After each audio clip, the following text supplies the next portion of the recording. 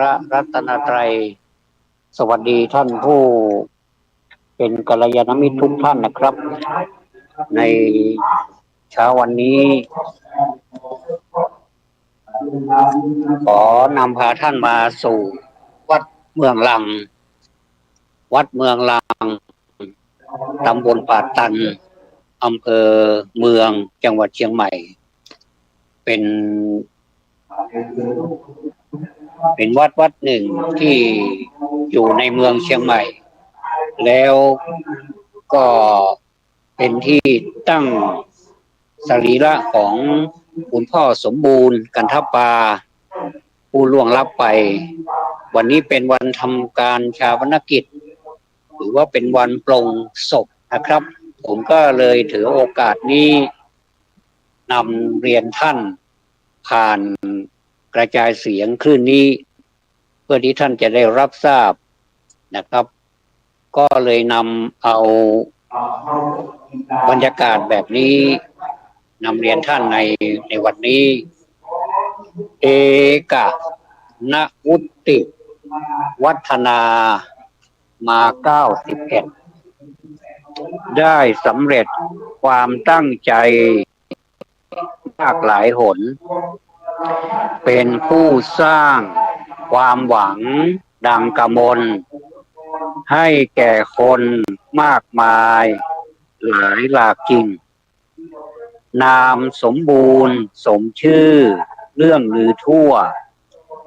อุทิศตัวเพื่อสังคมเหมาะสมยิ่งสร้างประโยชน์ปวงประชามานานจริงจนทุกสิ่งคนรับทราบปราบปลื้มใจนามรูปเกิดขึ้นทั้งตั้งอยู่ไม่มีผู้ใดใครต้านทานอยู่ได้วัยปัดฉิมคล้ายไม้ใกล้ฝั่งพังทลายจึงต้องย้ายพบใหม่ไปตามกาลบุญกุศลท่านอบรมบ่มมากแล้วโปรดอย่าแคล้วเป็นคู่หนูสู่สวรรค์สุขติที่มวลมนุษย์สุดต้องการสู่วิมานบรรลุวิมุตติสุดนิพพานแด่คุณพ่อสมบูรณ์กันทปาความเคารพท่านอย่างสูงทวัชสำริดผู้ประพันธ์13 กุมภาพันธ์ 2568ในช่วงนี้เป็นช่วงที่เรากำลังรอที่จะเข้าสู่ขั้นตอนของพิธีกรรมทางศาสนาตามประเพณีนิยมอันดีงามของเราท่านทั้งหลายชาวพุทธนะครับก็มีญาติโยมมีกัลยาณมิตรเข้ามากันมากมายทยอยกันเข้ามากราบศพของคุณพ่อสมบูรณ์กันทปากันเป็นจำนวนมากและวัดนี้ก็เป็นวัดที่ท่านเจ้าอาวาสท่านพระครูเจ้าอาวาสนะครับซึ่งท่านมีนามว่าพระครูผาสุขสุภการฉายาสุภาจาโรวิทยาฐานะนักธรรมเอกพทบวัดเมืองลังซึ่งท่านดำรงตำแหน่งในทางการปกครองคณะสงฆ์เป็นเจ้าอาวาสวัดเมืองลังดำรงตำแหน่งเจ้าคณะตำบลช้างเผือกป่าตันอำเภอเมืองเชียงใหม่ครับก็ตั้งศพในวิหารท่านผู้ใดที่ผ่านไปมาท่านหรือว่าท่านตั้งใจจะมากราบก็คือในวิหารของวัดเมืองลังครับก็จะทำการพระราชทานเพลิงศพโปรงศพในวันที่23 กุมภาพันธ์ 2568ครับในขณะนี้คณะแห่ ของอาจารย์แอดก็มาแห่แบบพื้นเมืองเหนือซึ่ง ขอเข้าสู่โหมดภาษาล้านนานะครับอ่าตอนนี้กำลังจะแห่เพื่อเป็นการปูจานะเป็นการปูจาคุณของพ่อครูนี้เป็นผู้ที่มีอายุยืนครับอายุยืน90 ปลายนี่ถือว่านักแก่อ่าดังกลอนที่ได้สัพพันเอาไว้ว่า90 ปลายนี่เป็นอายุที่ยากที่จะมีคนที่จะถึงนะแต่ก็มีเหมือนกันนะครับมีเป็นอายุยืนแบบนี้ก็มีอยู่เหมือนกันแต่ว่าเป็นคนรุ่นเก่าเมินมาแล้วเกิดเมินจนมาถึงมีลูกมีหลานแล้วก็ประคองชีวิตมาอยู่ได้อย่างมีความสุขอาจจะมีความสุขห้องทุกห้องเป็นธรรมดาเป็นธรรมชาติของคนเอานะครับว่าอาจจะให้มันสุขในโบสถ์นี่มันก็คงจะเป็นไปได้ยากมันเป็นของคู่กันเหมือนโลกธรรมทั้ง8มีสุขก็มีทุกข์มีสว่างก็มีมืดได้ครับลายนะครับทับลายจากอาจารย์ทัชพลสิริวงศ์ทองจากเชียงรายนะครับท่านได้กรุณาส่งลายมาให้ว่าผู้มีบุญนั้น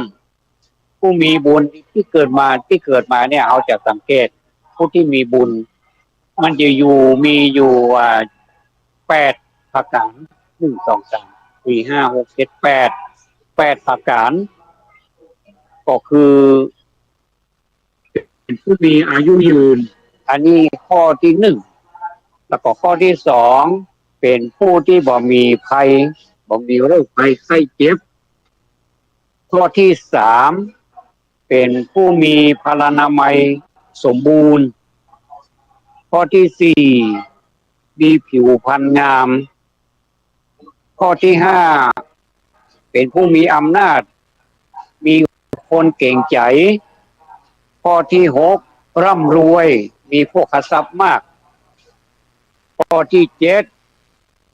เป็นผู้ที่เกิดในตระกูลสูงข้อที่8เป็นผู้ที่ฉลาดมีสติปัญญาผมก็จะได้เรียงเรียบเรียงไปเป็นข้อนะครับข้อที่1เป็นคนที่มีอายุยืนอันนี้เป็นจะได้เพิ่นถึงได้มีอายุยืน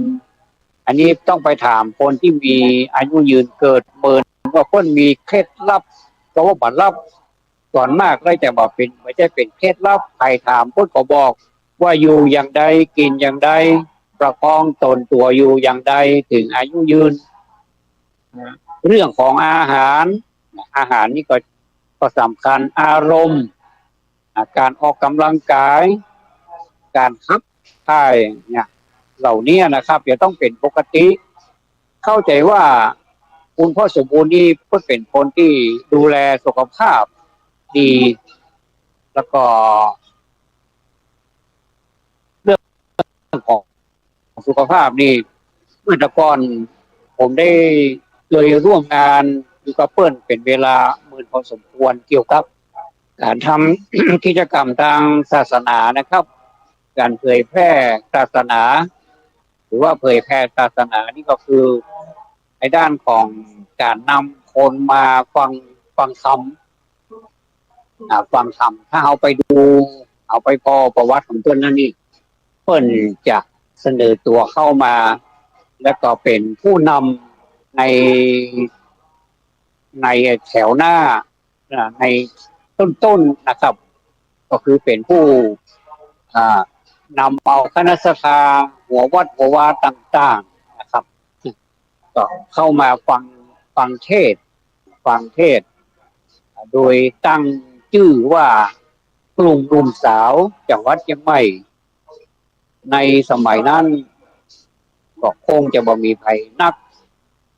เชื่อแต่ว่าก็ด้วยความวิริยะอุตสาหะของคุณพ่อท่านก็มีความตั้งอกตั้งใจที่จะทำให้กลุ่มหนุ่มสาวมั่นคงนะครับแล้วก็เมื่อเปลี่ยนผ่านบุคคลท่านเป็นผู้นำในต้นเปลี่ยนผ่านมาประมาณหลายสมัยที่ได้สื่อสารความตั้งใจที่จะนำพากลุ่มสาวนั้นเดินต่อไปแล้วก็เดินบนเส้นทางบนถนนของความสง่างามมีผู้คนที่สนอกสนใจบอกว่าทางราชการก็ให้ความสนใจผู้ประถมตั้มจูบอกว่าทางวัดวาอารามพระเถรานุเถระก็ช่วยกันอุปถัมภ์ญาติโยมทั้งหลายอุบาสกอุบาสิกาก็มั่นใจแล้วก็ป้ากันมาหลั่งไหลกันมาอย่างที่เราได้หันกันแต่ละวัดสมัยผมม่วนดีเหมือนกันมันม่วนที่ว่าม่วนนี่ไม่ใช่ม่วนอย่างม่วนน้ำทำคำสอนม่วนที่ได้มาป้ากันวันศีลเตื้อเขาก็มาป้ากันเตื้อเพราะว่าจะไกลจะใกล้บางวันเมื่อคืนปากันบุญไปโคนจะตกแดดจะออกไม่ได้สนใจก็คือของไปถึงที่หมาย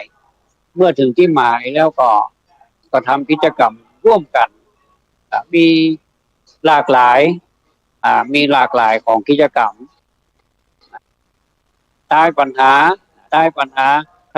ำใต้ปัญหาของเยาวชนเยาวชนก็มากันเป็นกลุ่มแล้วก็ตายกันหายได้ที่หนึ่งที่สองก็ว่ากันไปก็แจกรางวัลกันไปแจกรางวัลทุกกลุ่มนะครับแล้วก็คัดเลือกเอากลุ่มที่ชนะแต่ละครั้งนะมาชิงกันแถมเอามาชิงกันเป็นดีม่วนดีงานเมื่อมาชิงกันแล้วก็จะคัดเลือกออกมาหนึ่งคนที่ได้ชนะเลิศและแหมลองชนะเลิศแหมแล้วก็นอกนั้นก็จะเป็นชุ่มเชยก็จะดำเนินกิจกรรมนี้มาเป็นเวลาเมินแล้วนะครับอันนี้ก็ผมกู้ไปถึงภูมิกันอายุยื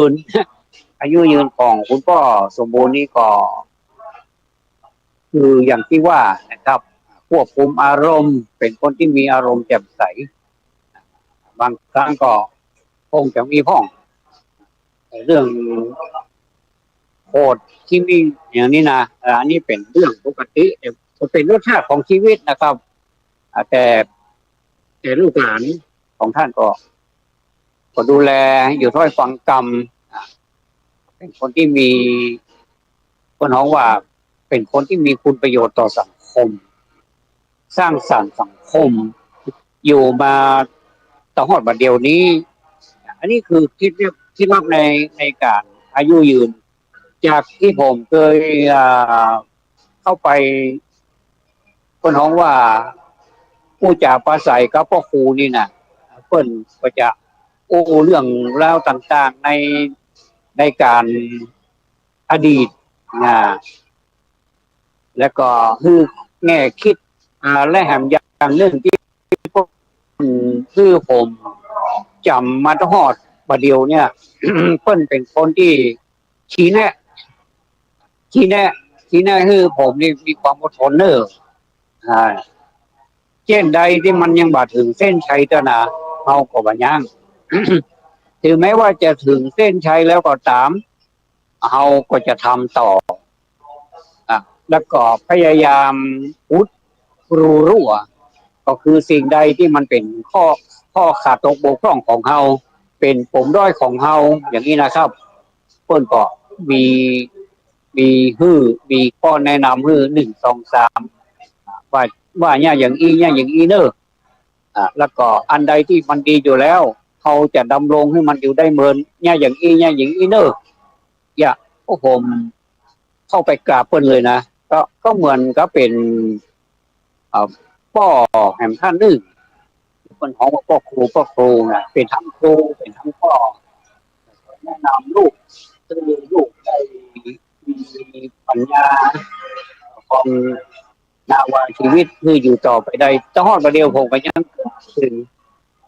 ถึงพ่อครูแล้วก็ท่านอื่นๆที่เพิ่นสั่งสอนผมเพิ่นแนะนำผมสำนึกในพระคุณของทุกท่านอยู่ตลอดเวลานะครับอันนี้เป็นข้อที่หนึ่งเนอะข้อที่สองเป็นผู้ไม่มีภัยเป็นผู้บ่มีภัยบ่มีโรคภัยไข้เจ็บอาจจะมีพ้องกันเนาะหน้ามันมีหลายหน้าหรอกมันมีหน้าร้อนหน้าฝนหน้าหนาวมันมีห้องเป็นบัดเป็นไอเป็นจามไอขึ้นน่องพอไผ่ปมอันนี้นะครับอันนี้มันเป็นเรื่องของธรรมดาถ้าบ่มีเหี้ยเลยนี่ก็เสียโอ้ให้มีเกรดละมันบ่มีไฟสักคนที่มันบ่มีแต่หน้าหนาวเนี่ยนะโอ้อาบน้ำเดึกฝ่ายบ่พอสระผมตัวแหมต่างหากก็แต่เดียวถึงแม้ว่าผมมันจะแห้งใจใดเป่าผมก็ตามเถอะมันจนแห้งหมดแล้วนะอย่างสักมื้อนี้เป็นพูดฟิตโปรไฟล์เราพูดสุดปิดเว้ยเป็นสิ่งที่น่ารำคาญแต่มันก็เป็นมันใครจามมันก็ถามมันก็ไอมันก็ไอมันใครอย่างก็ปล่อยมันย่าไปนะบังคับมันบ่ได้นะแต่เวลาที่เฮาอู้เนี่ยนะโอ้มันแกล้งดิความจริงมันก็แกล้งมันเป็นเรื่องของธรรมชาติมันไปไอมันก็ไอออกมากินข้าวอยู่ดีแต่กินไปกินมาแกนเนี่ยต้องเอาน้ำมาแอมเรื่องแกนนี่เป็นเรื่องของธรรมชาติเพราะลำคอเฮามีตัวเนี้ยแล้วเขาก็กินเขาก็กลืนกินสิ่งที่มันที่เฮากินเข้าไปเนี่ยลืนเข้าไปเสียมันลืนไปเสียงหรือว่ามันเข้าไปแล้วมันมันเข้าไปกับนักลำไปมันก็ยังเป็นก้อนเชื้อโรคอยู่คำคอหันแล้วมันจะไปปิดมันจะไปเกี่ยวกับไอ้หลอดลมหายใจบางท่านก็ต้องมาเสียชีวิตกับสิ่งเหล่านี้เรามีความสุขอยู่นะกินข้าวกับลำนี่นะโอ้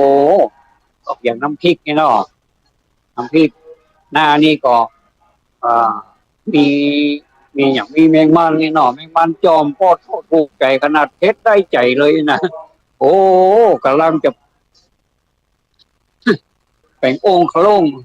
ก็ไม่ได้ไม่จะใส่คำนักมาไว้ของมีน้อยองค์ขลงละมากอง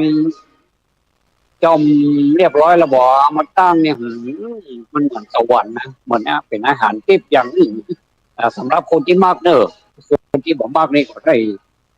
เป็นธรรมดาก็ให้มาสนใจแต่ว่าบางคนมันมากหลายคนมากนะหลายคนมากแต่มากแล้วกินเข้าไปแล้วจะลงมาดีกว่ามีเอากินก็พอสมควรกับพอละอันนี้ถึงว่าเข้าขำคอนี่นะจะแยกใดนี่ก็ต้องมีน้ำแกมเหียแล้วก็พยายามเวลากินเข้านี่คนไทยเขานี่นะจะนิยมเวลากินเข้านี้ตั้งคู่กันไปตัวใกล้หัวไปตัวหน้ามันจังหล่อ มันจังหล่อเอาต่อนั่นเนาะนะมันจังหล่อเอาปอดโอ้ผมก็เคยแกนแล้วเนอะเข้าขำคอนี่นะเป็นตุกอย่างหนึ่งนะท่าน เป็นตุกอย่างหนึ่งอันเนี้ยเพราะฉะนั้นนี่เวลาลูกหลานเวลาพ่อแม่กินเข้ากินเวลาข้าวเข้ามาก็ต้องมีน้ำมาแอมตัวเนอะน้ำธรรมดาเนี่ยน้ำแบบถ้าเย็นก็ได้น้ำอุณหภูมิห้องเนี่ยเอามาตั้งไปหันใส่แก้วคนเดียวเพื่อว่าอันนี้ก็จะได้กินน้ำแบบมันน้อยๆเพื่อคอนี่มันรู้สึกตัวว่าจะเดี๋ยวนี้ถึงเวลาแล้วเนอะนี่นะเหมือนก็ไปบอกให้มันเตือนมันให้มันหูไว้ก่อนแล้วมันก็เข้าข้ามนั่นก็จะได้ราบลื่นพูดถึงแมงมันที่กับอย่างนี้ก็ของกับมันจะนักะโดยเฉพาะอย่างยิ่งสังเอียมก็คำ เสลียมนี่เอาเห็ดแค่หน่อเสลียมหน้านี่มันก็ซ้ำมาดอกอย่างเสลียมนะมันเนี่ยมาจับกันแต่ว่าอันนี้ก็อาหารเกี่ยวกับอาหารถ้ามาถึงอารมณ์เราอารมณ์นี่ถ้าควบคุมไปอยู่นี่มันก็โซดาดเหมือนกันเนอะคุมก็มีหลายเตื้อละโซดาดนะแต่ก็เป็นก้อมเป็นย่อยผมมีเหตุผลนะผมมีเหตุผลที่จะไปโคดไปแบ่งหน้าใส่กันอย่างนั้นนี่นะแต่ว่ามันก็ไปพุ่นแล้วเพราะฉะนั้นการควบคุมอารมณ์ผมเข้าใจว่าพ่อครูนี่เป็นคนที่ควบคุมอารมณ์เก่งถึงได้เป็นผู้มีบุญถึงปานนี้นะครับแล้วก็อย่างการออกกำลังกายนี่มันต้องออกนักออกหม้อปอสมน้ำสมเนื้อกับตัวกับตนก็พอละบางคนหาว่าจนก็ไปทำไรก็โอ้ยจะลุกก็โอ้ยจะนั่งก็โอ้ยโอ้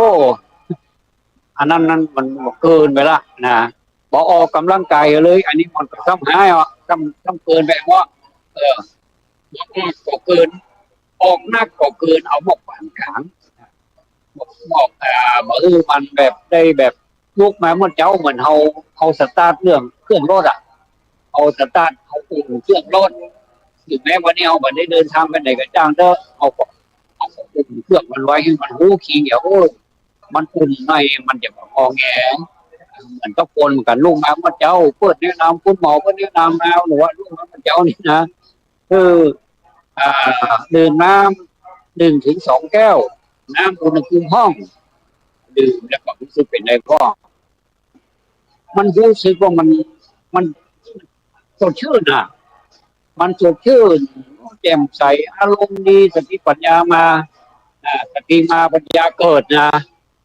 สติเตลิดก็เกิดปัญหาแล้วนะมันสามารถควบคุมอุณหภูมิในร่างกายของเราได้โดยที่น้ำเป็นตัวไปทำความละลายอย่างในร่างกายของเรามันไปกระตุ้นทุกสิ่งทุกอย่างอยู่ในร่างกายของเราเลยนะที่มันเป็นโรงงานอุตสาหกรรมอยู่ในนั้นนะมันก็จะได้รับความชุ่มชื่นแล้วก็พร้อมที่จะทำงานในวันเนี่ยในวันแต่ละคนก็มีงานมีการทำก็ทำงานอย่างราบรื่นนี่หมายถึงการออกกำลังกายอาหารอารมณ์การออกกำลังกายเป็นต้นนะครับข้อที่3เป็นผู้มีพลานามัยสมบูรณ์อันนี้ก็สมบูรณ์แน่นอนเพราะว่าเมื่อสิ่งเหล่านั้นเราทำเป็นกิจวัตรเป็นประจำแล้วก็จะเป็นผู้มีพลานามัยที่สมบูรณ์ข้อที่4มีผิวพรรณวันนะงดงามแจ่มใสถึงแม้ว่าจะดำก็ดำสะอาดถึงแม้ว่าจะผิวจะได้ก็ตามแต่ว่าผิวพรรณมันดูสดชื่นเป็นคนที่มีออร่านะมีออร่าถึงแม้ว่าจะเป็นผิวอย่างกระจ่างเด้อมันมีออร่าเนี่ยพวกน้องมันมีผิวงามข้อที่5ผู้ที่มีบุญมาเกิดข้อที่5เป็นผู้มีอำนาจมีคนเก่งใจสังเกตพอคนที่มีอำนาจนี่นะจะไปทางใดนี่คนจะย่างจะไปทางใดนี่จะมีคนคอยดูแลคนเก่งใจคนเคารพนอบคนรู้จักกันทั่วบ้านทั่วเมืองแล้วก็เป็นคนที่เทวดารักษาตัวหนึ่งเป็นบอกเป็นคนที่มีอำนาจถึงแม้ว่าเขาจะพอทั้งนอกนี่เหมือนบ่มีอย่างนะแต่ถ้าเข้าสู่สมาคมนี่นะจะเป็นคนที่สูงพลังเป็นคนที่มีความแข็งแกร่งถึงแม้ว่าร่างกายจะมาใหญ่มาโตอย่างแต่ว่าความมีอำนาจนั่นน่ะมันเปิ้นคนอื่นเปิ้นหันน่ะมหาชนเห็นแล้วเนี่ยผมรู้สึกเกรงรู้สึกคือความเคารพนับถือทั้งที่ยังบ่ได้บ่ได้จามาฮู้จักมาคุ้นกันเลยนะแต่ว่าเปิ้นก็มีคนเก่งใจนี่เป็นผู้ที่เป็นคนที่มีบุญมาเกิดข้อที่5ข้อที่6อันนี้ฝ่ายคือเนื้อไข่เป็ดเนอะร่ำรวย มีพวกกระซับมากคนไผ่ห้องใครร่ำรวยโอ้คนอู้ดีกว่าใครร่ำรวยเหมือนกันนะใครที่ใครตุ๊กใครที่ใครเป็นคนตุ๊กเปิ้นเขาเป็นคนรวยเหมือนกันหมดที่มาฟังกันนี่นะอ่าเป็นโน้ตนี่นะมีก็คนใครร่ำรวยกันบางทีก็ร่ำรวยจนประยุทธ์ประยอนประยักรวยแล้วก็รวยแหมก็รวยไปเถอะว่ากันไปเลยก็เลยไปเลยกี่ตลบก็รวยกันไปแต่ว่าความรวยนั้นมันจะต้องโยงบนพื้นฐานของอาชีพที่สุจริตมีถูกต้องตามกฎหมายมีความชอบธรรมได้มาด้วยหยาดเหงื่อแรงงานของตัวเอง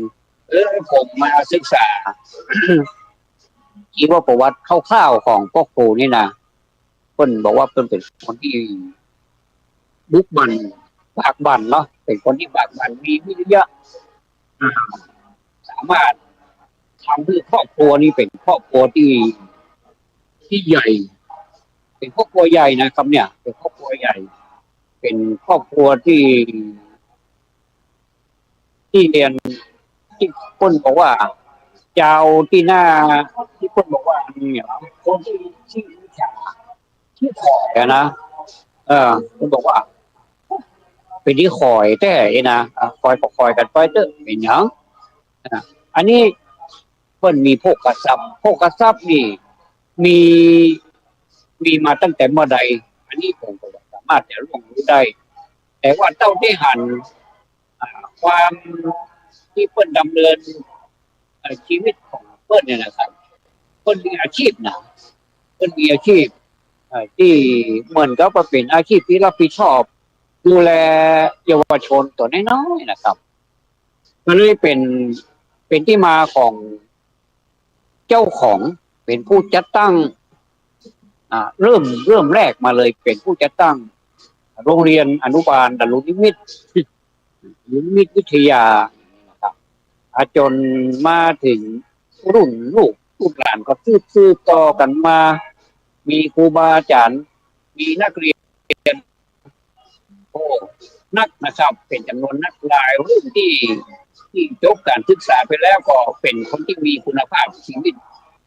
เป็นคนที่มีชีวิตที่มีคุณภาพในสังคมเพราะเขาดีใจขนาดเลยหันละอ่อนที่มีมารยาทมีความรู้ความสามารถแล้วเขาก็โอ้ดีแต่ลูกหลานทั้งหลายเป็นกล้าเป็นกล้าที่เข้าแล้วนี่ออกใบมาละเดี๋ยวนี้ออกใบมาใบสองใบแล้วก็เริ่มแต่จะมีลำต้นที่แข็งแรงปรากฏว่าเด็กๆเหล่านั้นน่ะก็มาเป็นผู้ใหญ่ก็จะมีพื้นขันเป็นต้นไม้ที่แข็งแรงแข็งแกร่งมีใบมีกิ่งมีก้านมีต้นมีรากอย่างสมบูรณ์ครับอันนี้ก็หมายถึงเป็นพวกกระซับชนิดหนึ่งเพราะว่าพวกกระซับนี่ไม่ใช่เขาจะอู้ถึงเรื่องของรายได้หรือว่าทรัพย์สมบัติที่ผลของว่าเงินและก็สิ่งของต่างๆสมบัติพัสถานะนั้นก็เป็นพวกกระซับอย่างหนึ่งแต่พวกกระซับตังในนี่อันนี้ก็สำคัญเหมือนกันถ้าหากว่าบ่มีพวกกระซับตังในนี่พวกกระซับตังนอกนี่ก็หน้าแกเหมือนกันเด้อก่อนหน้าแกเหมือนกันมันจะไปรอดบ่รอดนี่มันก็อยู่ตรงนี้กำหนึ่งเอาที่นี่เป็นเกณฑ์แห่งกำหนึ่งถ้าหากว่าตังนอกนี่มีสมบัติขนาดโอ้สิ่งที่พิพัฒน์ธนโมโคลสมบูรณ์ผลในสิ่งที่พึงปรารถนาทุกประการแต่ว่าตังในนี่ทรัพย์อริยทรัพย์เนี่ยอริยแปลว่าประเสริฐทรัพย์ประเสริฐนี่บ่มีอันนี้ก็นักแก่เหมือนกันนะครับอันนี้ก็นักแก่เพราะฉะนั้นนี่มีถึงสองอย่างมีถึงทรัพย์ภายนอกมีถึงทรัพย์ภายในที่จะหล่อหลอมชีวิตของแต่ละชีวิตเนี่ย คืออยู่ในสังคมนี้ได้อย่างเป็นปกติสุขนะครับอันนี้เป็นข้อที่หกนะครับข้อที่เจ็ดผู้ที่เกิดในตระกูลสูงเป็นผู้ที่เกิดในตระกูลสูงตระกูลสูงนี้หมายถึงตระกูลที่สูงด้วยคุณธรรมอันนี้คุณธรรมนี่ก็เป็นข้อสำคัญกันนะครับความอดทนความอดทนความภาคเพียรขันติความอดทนวิริยะความภาคเพียรตัปปะตบะอันแรงกล้าก็คือเครื่องเผาผลาญสิ่งที่มันบอกเขาท่าออกไปนะมันก็โซตาเป็นเตื้อเลยก่อนก้อยไปล้อมแหลมมันบุกมันมาอยู่ที่เก่าอย่าบอกมันโซตานักลำไปอันเนี้ยความฮักความชังอย่างต้องควบคุมได้อารมณ์ต่างๆเหล่านี้ปนของว่าอาจจะเป็นคนที่สูงด้วยคุณธรรมนะครับแหมอย่างหนึ่งเป็นคนที่สูงเป็นคนที่เป็นตระกูลสูงมาแต่กำเนิดคือพ่อแม่มียศถาบรรดาทรัพย์มีทรัพย์สมบัติมีเงินมีทองแบ่งให้ลูกให้หลานเป็นเปิ้นท้องว่าเป็น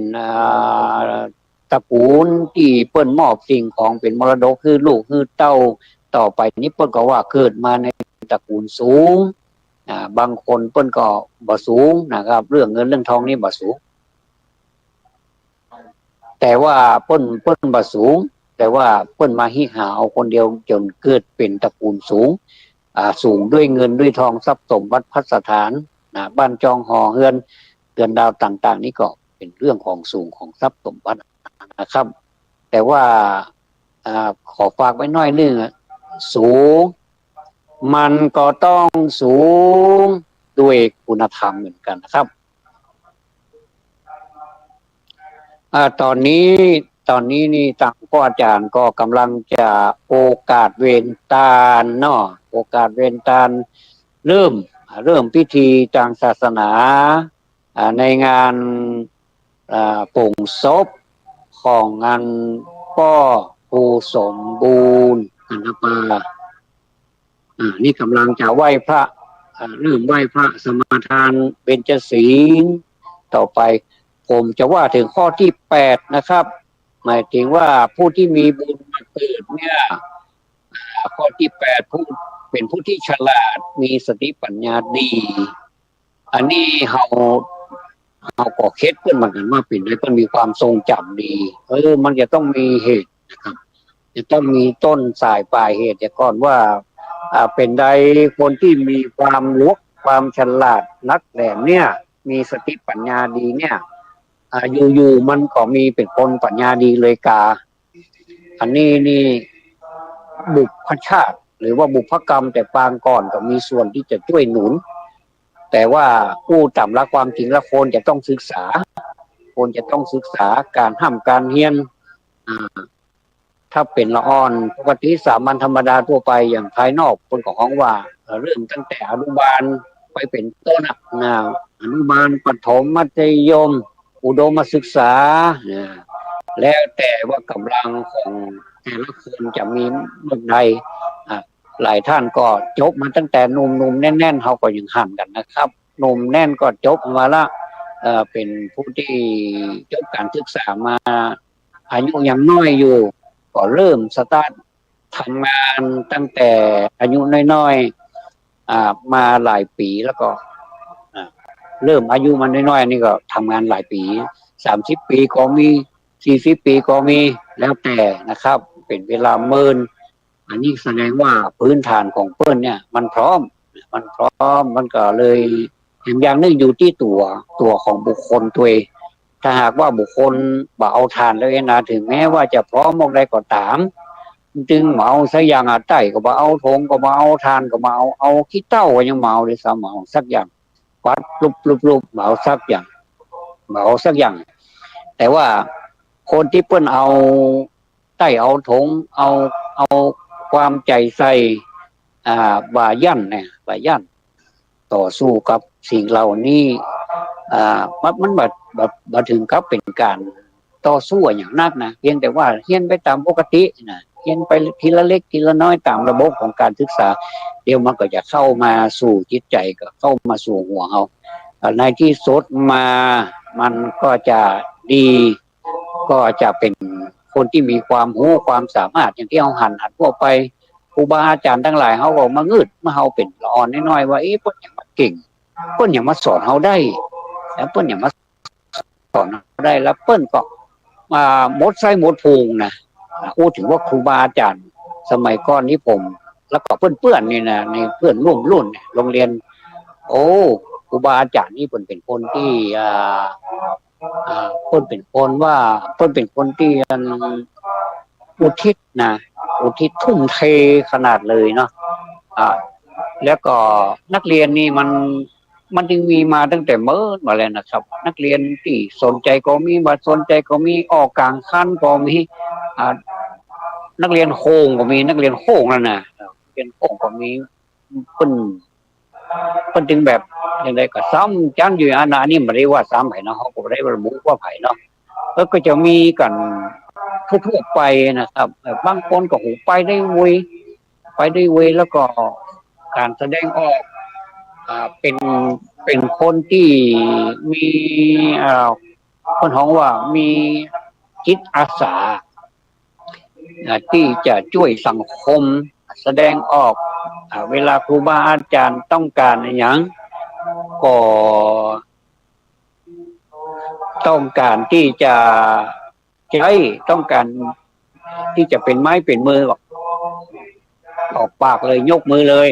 พร้อมที่จะช่วยว่างานนักงานเบาการทำการเงินก็ดีนะครับถึงแม้ว่าจะบาเลือดอะไรอย่างแต่ว่าก็พอไปได้ผมนี่ก็พอไปได้ว่าจะหาอย่างเท่าใดนะก็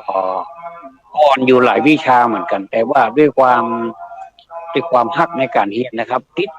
นิสัยติดมาทั้งหมดเดียวอยู่ที่ไหนผมจะต้องมีสมุดมีปากกาเพื่อที่จะแสวงหาความรู้ที่อยู่ข้างนอกของห้องเรียนเนี่ยคือได้นักที่สุดนะครับอันนี้ก็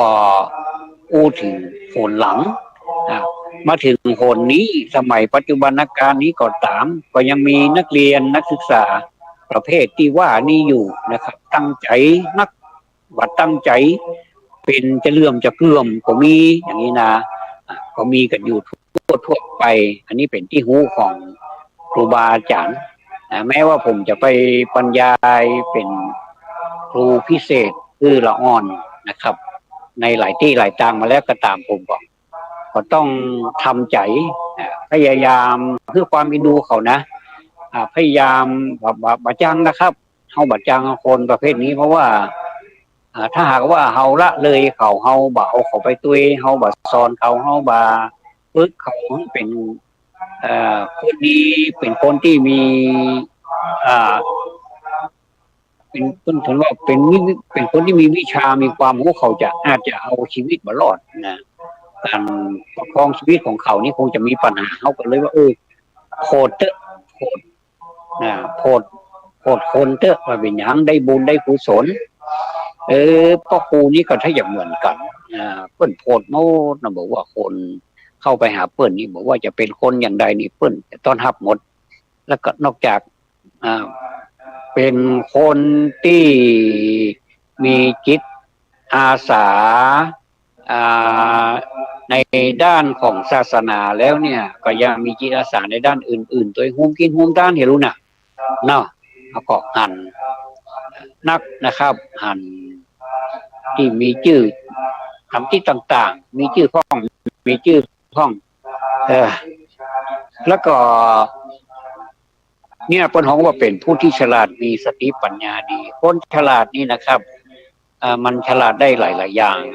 ฉลาดเพื่อที่จะให้ตัวนี้พ้นคนเดียวโดยที่ว่าไปทำความเดือดร้อนให้คนอื่นสังคมอื่นสังคมที่เราอยู่เนี่ยอันนี้แบบนี้นะครับเพราะว่ามันเป็นภาระมันเป็นปัญหาคือเกิดกับสังคมคือเกิดขึ้นกับสังคม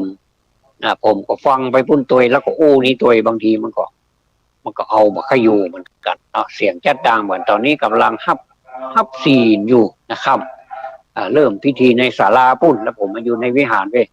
เสียงมันดังไม่ไปเว้ยนะผมบางทีผมก็ควบคุมมาอยู่เหมือนกัน มันเป็นอย่างนี้ครับเพราะฉะนั้นนี่เขาจะอยู่อย่างใดเป็นคนที่มีความฉลาดนี่หมายถึงอยู่ในร่องในรอยฉลาดบ่าฮื้อไปแก้มอย่างอื่นมีสติปัญญาดีมีสติคือความ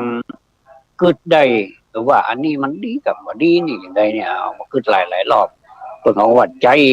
ปัญญาเนี่ยคือปัญญาเมื่อเอามีปัญญาแล้วเนี่ยเอาจะแย่งอย่างเขาจะกึดอย่างนี้มันก็รู้สึกมันไปกั้นไว้เหมือนมีอย่างที่มันไปกั้นไว้ทำให้เฮานี่รอดพ้นต่อสิ่งที่บาเข้าท่า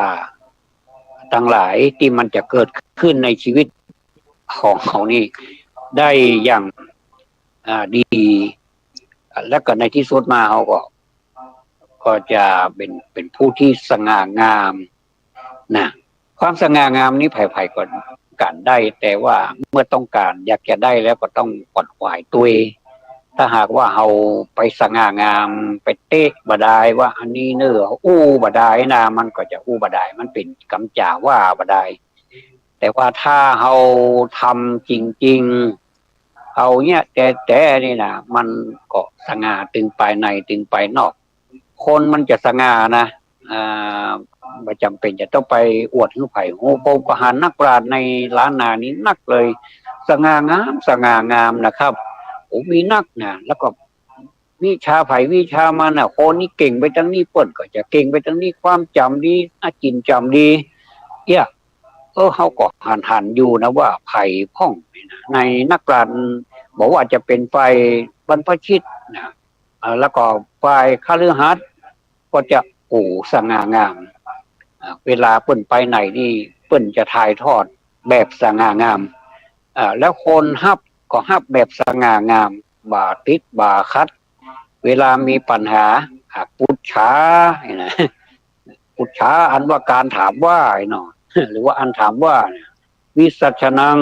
อันว่าการตอบว่าเนาะก็จะมีการถามการตอบมีนักปราชญ์ที่ไหนก็จะเข้าไปนอบน้อมเป็นบรรพชิตก็เข้าไปไหว้ไปศาลแล้วก็ถามปัญหารับการอบรมแนะนำจากเปิ้นเขาก็จะได้ธรรมะไปแห่งบัดน้อยเลยนะเป็นบางทีธรรมะมีน้อยเดียวเอาไปขยายเอาเหมือนเขาไปขยายกระทู้ดิตั้งหัวข้อมาบรรทัดเดียวนะโอ้ยาวเป็น3-4 หน้ากระดาษบนเนี่ยเป็นของกระทู้ยังเอาไปสอบนักธรรมสอบธรรมศึกษาเนี่ยมันจะเป็นวิชาแรกที่คนกึดยากที่สุดก็เพราะมันจะต้องใจกรรมอธิบายใจสติปัญญานี่ทุ่มเทมันลงไปเป็นตัวหนังสือไม่ใช่ว่าสักแต่ว่าเขียนลงไปแล้วบอกมีความหมายนะมันจะต้องมีความหมายด้วยได้ข้อคิดตัวหนังสือก็ต้องพอใจได้ก็คือมันอ่านออกนะคนอ่านแล้วก็อ่านออกสื่อสารได้อย่างนี้นะเพื่อนพ้องว่าอันนี้เพื่อนพ้องว่าทุ่มเทเป็นกระทู้มีน้อยเดียวแต่เขาเข้าไปหาพระท่านนักปราชญ์ทางบรรพชิตเนี่ยท่านก็จะขยายใจความเฮาขึ้นสุภาษิตถึงเฮาน้อยเดียวแต่นะอย่างนักเทศนี่นะนักเทศนี่ก็เก่งแล้วก็มีอย่างมาเล่ามาสู่มาให้เฮาได้ฟังสักจิตสักเกาจิตใจของเฮาให้เฮาได้ยินได้ฟังแล้วเมื่อเฮาได้ยินได้ฟังแล้วเฮาจะเกิดความชื่นอกชื่นใจนะตอนนี้พระสงฆ์ก็กำลังจะสวดพุทธมนต์แล้วก็เมื่อจิตใจของเฮามันชุ่มชื่นเนี่ยจิตใจของเฮามันก็จะดีจิตใจมีคุณภาพรู้นี่นะใจดวงนี้นะจิตดวงนี้นะมันเป็นสมมติมันเป็นก้อนเป็นดวงไอ้เนาะเฮาหันอยู่ไอ้เนาะเฮาจะหันมันเป็นยังไง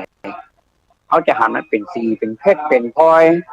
เป็นสิ่งที่มีค่าน่าชมน่าพอเป็นคำว่าทัศนียาทัศนียาเป็นบุคคลเป็นถ้าเป็นบุคคลก็เป็นบุคคลที่หน้าพอหน้ากอยพอบ่ก้ายพอบ่นายยิ่งพอก็ยิ่งงามยิ่งพอก็ยิ่งหน้าเลื่อมใสอย่างเหมือนเฮาพอทุกเจ้าเอาพอทุกเจ้าเขาเข้าไปกราบเพิ่นเฮาพอเพิ่นเฮามันเฮาอย่างมีนะเฮาอย่างมาเคารพนับถือเพิ่นเขานั่งพอเพิ่นเฮาฟังเพิ่นเทศน์เฮาฟังเพิ่นสั่งสอนเฮาเนาะมันดึงซึ้งเข้าไปสู่ในจิตในใจของเขาพุ่นน่ะไปถามนักบวชก็ไปถามคนเคยบวชมาแล้วในเวลาเพิ่นสอนถึงแม้ว่าจะบวชชั่วคราวก็ตามบวชหน้าศพบวชจูงนี่นะเพิ่นก็จะสอนของที่น่าพิจารณาของที่จะต้องพิจารณาบนเรียกว่าหน้าเนาะจะต้องพิจารณามีอย่างก็มีเกสาโลมานะตาตันตาตาโจแล้วก็ปีกมาแห่งทวนไปปีกไปมาก็คือเป็นผมก็เป็นคนก็เป็นฟันเป็นนางเป็นเล็บอย่างสิ่งเหล่านี้มันเป็นสิ่งที่มันเป็นของปฏิกูลนะมันเป็นของที่น่าจะที่น่าเพื่อก็สอนเขานั่งนี่นะถึงแม้ว่าจะนั่งเป็นชั่วโมงเหมือนเขานั่งแป๊บเดียวแต่การฟังธรรมนี่เป็นช่วงเวลาที่มันไปเกิดกับความรู้สึกของคนนะถ้าคนเขาเกิดความรู้สึกว่ามันน่ารำคาญนี่ก็สมมุติว่าสัก10 นาทีนี่มันก็น่ารำคาญละแต่สำหรับคนที่ตั้งใจไปแล้วก็อยากจะฟังเปิ้ลนักๆเองนะเปิ้ลบ่รำคาญ1 ชั่วโมงนี่เหมือนกับแป๊บเดียวเองแล้วก็เมื่อนั่งฟังอย่างตั้งใจอย่างนี้นี่นะสูตรประสาทของเขาเนี่ยหูของเขาเนี่ยทั้งสองข้างเนี่ยก็จะความรู้อย่างต่างๆหลักการหลักธรรมข้อคิดคติธรรมอย่างต่างๆไหลพรั่งพรูเข้ามาในหูของเราเนี่ยอย่างดีเลยทั้งสองข้างเนี่ยนะแล้วก็สองข้างของเราเนี่ยก็จะส่งคือไปถึงใจมันก็จะเป็นไปตามระบบที่ผมบอกส่งไปถึงสมองเก็บเอาไว้เก็บไว้ในใจเอาเปิดบอกความจำเมมเอาไว้นี่นะถึงแม้ว่าได้พ่องไม่ได้พ่องแต่ว่าของได้นี่นะบางท่านก็เก่งขนาดนี้ฟังไปที่สามารถบรรยายได้เลยว่าโอ้เปิดอู้อย่างนี้เริ่มต้นท่ามกลางถึงที่สุดอย่างเลยเป๊ะเลยคืออัพไลน์มาเลยอัพมาเลยนะอัพมาเลยแล้วก็เมื่ออัพมาแล้วก็สามารถที่จะบรรยายได้ตั้งแต่เริ่มแรกบอกมันมีการปุ๊บการคาดอยู่สักอย่างเลยอันนี้เก่งขนาดนี้นี่เขาเรียนยอมรับเลยเนี่ยเขานี่ทึ่งเลยน่าทึ่งเลยแต่มันก็อยู่ที่การฝึกฝนนะครับว่าเขาจะนั่งฟังธรรมเนี่ยมันนิ่มๆดีๆบอกวอกแวกบอกโอ้กันบอกเอาใจไปสู่ที่อื่นเนี่ยเอาใจอย่างไรมันก็ต้องฝึกกันจิตใจนี่เป็นเรื่องของการลอกแรกการมาแน่นอนพอถ้ามันมีอย่างเข้ามาแทรกกันมันจังตึงมันไปที่อื่นหมดเพราะฉะนั้นเขาเก็บมันมาไล่ต้อนมันมาให้มันมาอยู่ที่เดียวแล้วเขาก็อยากเอาร่างกายของเขาเนี่ยเข้าไปนั่งที่เป็นระเบียบเรียบร้อยจัดตัวเองจัดแจงตัวเองให้เรียบร้อยแล้วก็จัดแจงเรื่องหูเรื่องอย่างให้เรียบร้อยเนี่ยคือได้ฟังแล้วก็จัดการอย่างก่อนจะไปฟังนั่งฟังธรรมนี่ก็ต้องบ่มีกังวลบ่มีปริโภคความกังวลต่างๆนี่คือมันหายหรือว่ามันมาหายก็คือมันทุเราเบาบางไปกดมันใช้ธรรมะเนี่ยคือเข้าไปข่มมันไว้ไปข่มมันไว้ขำข่มมันไว้บอกมันดิ้นมันกว้างพอมันอยู่เป็นยังไงเขาจะมาดูอาการมันนี้มันจึงพ้นเดือดร้อนขนาดน่ะท่านเดือดร้อนขนาดมันเป็นหมุดหน้าทำไมใหม่เนาะเมินเข้าเมื่อจิตนี่มันกลมมันเปี้ยงมันเกลาแล้วมันก็เปี้ยงเกลาเหมาะสำหรับที่จะ ฟังอย่างก็ได้มันมีปัญหาเป็นชั่วโมงก็ยังสบายเลยอย่างนี้นี่เหมาว่าจิตของเรามาละดีละจิตแจ่มใสละหัวใจเบิกบานละนะเพราะฉะนั้นนี่นะครับก็วันนี้คือหลากหลายเริ่มต้นมาตั้งแต่เจริญสดุดีพ่อครูสมบูรณ์วันนี้พระครูสมบูรณ์คันธปาศรัทธาทั้งหลายพี่น้องทั้งหลายญาติพี่น้องลูกหลานเหลนก็ปากันมาเพื่อที่จะได้ประคองประคับประคองร่างจูงท่านไปสู่สุสานบรรเทาเมืองลังต่อไปเพื่อทำการโปร่งสุขในโอกาสต่อไปในขณะนี้ท่านผู้ฟังก็กำลังฟังพระสงฆ์ท่านสวดพุทธมนต์มาติกานะครับกุศลธรรมมากุศลธรรมมาพยากตาธรรมมานะครับฟังแล้วถ้าใครเข้าใจก็จะเป็นกุศลสมจันทร์ถ้าใครบอกเข้าใจฟังแล้วด้วยความสงบก็จะได้ปัญญาไปเห็นจันทร์ของทุกท่านนะครับที่ได้มางานศพในวันนี้ในนามของเจ้าภาพ